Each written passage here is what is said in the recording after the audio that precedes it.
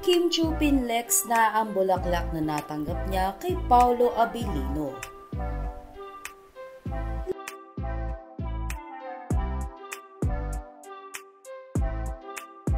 Labis-labis ang kilig ngayon ng mga tagahanga nina Kim Chiu at Paolo Abilino.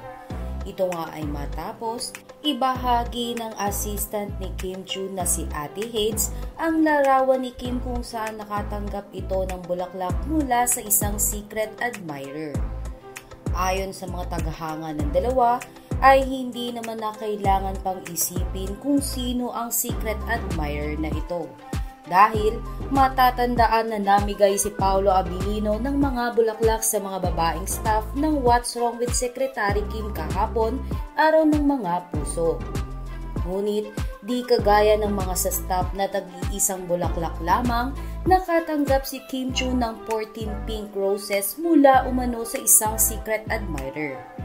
Samantala, sa latest Instagram story ni Kim Chiu ay proud nitong ipinlex ang natanggap niyang bouquet of flowers mula sa isang taong nag-uumpisa ang pangalan sa letter P. Ibinahagi nga ito ni Kim Chiu sa kanyang Instagram bago matapos ang araw ng mga puso. Sa Instagram post kasi na ito ni Kim Chiu, makikita sa larawan ang bouquet of flowers na kagaya ng mga ipinamigay ni Paolo Abilino. Ang tanging pagkakaiba nga lamang nito ang bilang ng mga roses.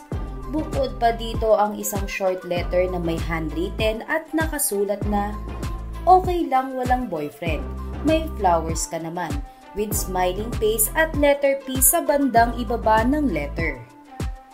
Matapos nga itong i-share ni Kim Chiu sa kanyang IG story ay agad na umani ito ng samot-saring reaksyon mula sa mga Kim Pao fans.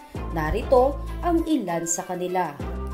The best relationship starts off as friendship first. At ito nakikita ko sa Kim Pao. And this video says everything. How Paolo Abilino is to Kim. He has pure intention to my idol. And hopefully, it will flourish into a beautiful love story just this. Sweet and very thoughtful naman ni Not So Secret Admirer. Face-to-face delivery in front of many people, but off-cam. Then short message with his own penmanship. A sincere and manly act.